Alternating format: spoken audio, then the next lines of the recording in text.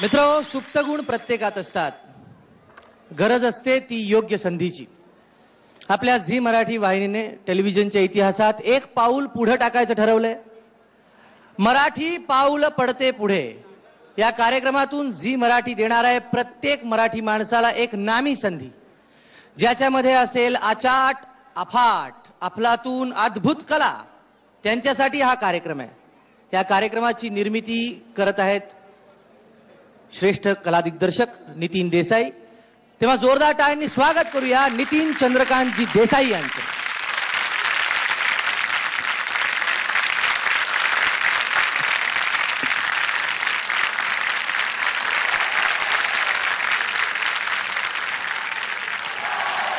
नितीन दादा, स्वागत आहे तुमचं आज आयडिया सारेगमा पच्या या मंचावर. मोठ्यांसोबत छोट्यांची म्हणजे आमच्या लिटिल चॅम्प्सची ही पावलं यशाची शिखरं गाठण्यासाठी पुढे पडतायत. मराठी पाऊल पडते पुढे या नव्या कार्यक्रमाबद्दल काय सांगाल? सर्वप्रथम या सूररत्नांच्या मैफिलीमध्ये जे बाल कलाकार, आपण त्यांना बाल म्हणू नाही शकत कारण ते एवढे थोर कलाकार आहेत आणि आत्ताच सगळ्या मान्यवरांनी जसं म्हटलं ते खरंच रत्न आहेत. आणि या रत्नांची खरंच ओळख ह्या मंचावरनं सगळ्या जगाला होत आहे. मी जेव्हा बालगंधर्वांचा चित्रपट बनवतोय आणि त्या बालगंधर्वांच्या चित्रपटामध्ये जेव्हा 125 वर्षापूर्वीचं बालगंधर्व जेव्हा लोकांना पाहतील तेव्हा अशाच प्लॅटफॉर्मवरती अशाच 9 वर्षाच्या छोट्याशा एका मुलाला जेव्हा बालगंधर्व संबोधलं तर त्या बालगंधर्वांच्या चित्रपटात आज मला असं वाटलं की आत्ता ह्या जगात या 2011च्या विश्वामध्ये जसं सगळ्या मान्यवरांनी म्हटलं की ही रत्न आहेत, पण हे खरंच या गंधर्वांच्या मैफिलीमधले खरंच हे बालगंधर्व आहेत. आणि त्या बालगंधर्वांना खरंच जेवढं त्यांचं अभिनंदन करावं तेवढंच कमी आहे.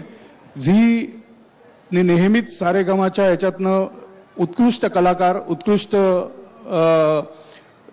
असे छोटे छोटे तारे मोठे केलेले आहेत आणि सगळे मोठे मोठे तारे इथे पण बसलेले आहेत.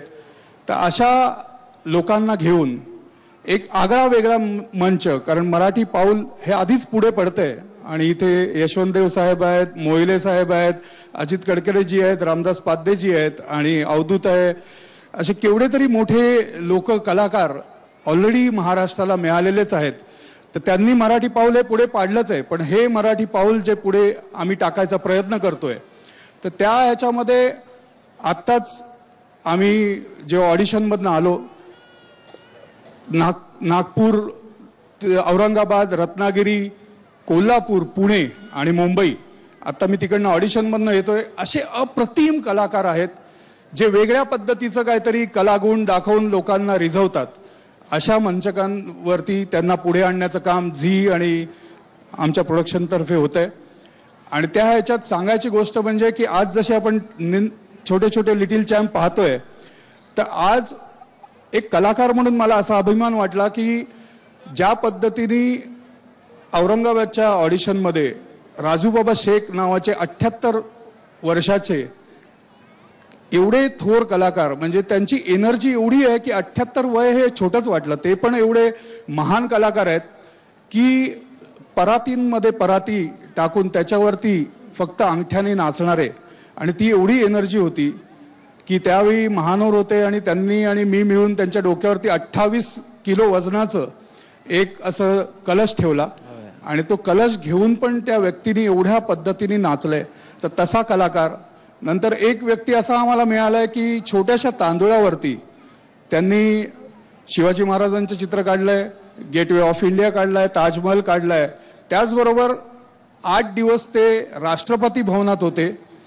जेव्हा आपल्या राष्ट्रपतींना महाराष्ट्रांमधली कोणतरी एक अशी कला द्यायची होती ओबामांना, तर त्या व्यक्तीने ओबामाचं चित्र पण त्या ह्याच्यावरती काढलंय. तसा पण कलाकार आपल्या समोर येतोय. त्याचबरोबर शब्दभेद करणारा एक ग्रुप होता. त्यांनी एवढ्या पद्धतीने सुंदर पद्धतीने डोळ्याला पट्टी बांधून पूर्ण ऑडिटोरियममधनं फिरून योग्य पद्धतीने नारळ फोडलेला आहे.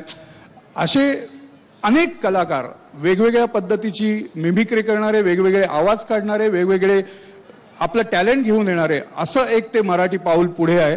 तर मी आज ह्या फायनल फिनालेमध्ये सगळ्या रसिक प्रेक्षकांना आव्हान करतो की आपल्यात जे काही गुण असतील, आपल्यात ज्या काही कला असतील, ते दाखवणारा मंच आम्ही तुमच्यासाठी घेऊन आहेत. तर आपण या, पुढे या. आपल्या महाराष्ट्रात जेवढे थोर असे कलाकार होऊन गेले, त्या सगळ्यांच्या मायेच्या थापेने ज्या पद्धतीने तू हे करतोयस, आणि मला आज असं वाटतंय की जेवढे तू गुलदस्ते आता घेतलेस, त्या गुलदस्त्यातनं बाहेर काढून जितू त्या सगळ्या छोट्या आणि मोठ्या कलाकारांना थाप देणार आहे, तर ह्या त्या पण कार्यक्रमाचं सूत्रसंचालन जितूच करणार आहे. तर या कार्यक्रमाला आपण सगळेजण मनापासून जोरदार टाळ्यांनी शुभेच्छा देऊया. लवकरच हा कार्यक्रम आपल्या भेटीला येणार आणि आहे. या शुभेच्छा बरोबर जाता जाता मी असंच सांगू इच्छितो, मराठी पाऊल पडती.